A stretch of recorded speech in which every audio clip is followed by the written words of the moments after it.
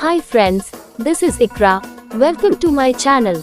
In this video I will elaborate the evidence of hydrogen in the Holy Quran. As we all know, hydrogen is the lightest gas and has top position in the periodic table.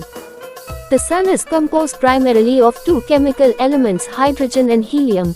These elements, hydrogen and helium, constitute 74.9% and 23.8% of the mass of the sun respectively.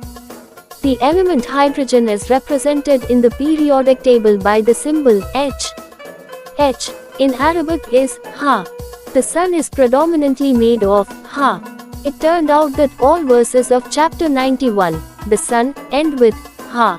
In Quran says in chapter 91 and verse 1 to 15, by the sun and its radiance, and the moon as it follows it, and the day as it reveals it, and the night as it conceals it, and the sky and he who built it, and the earth and he who spread it, and the soul and he who proportioned it, and inspired it with its wickedness and its righteousness. Successful is he who purifies it, failing is he who corrupts it.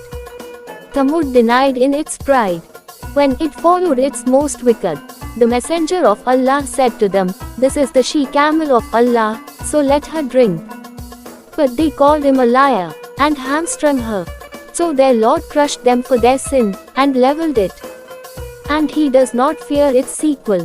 Chapter 91, Ash-Shams, is the only chapter in the Quran whose verses all end with the symbol for hydrogen. How could an illiterate man who lived 1400 years ago have known the chemical composition of the sun? The Holy Quran surely is the word from Allah Almighty. Thanks for watching my video. Don't forget to like, share and subscribe to my channel.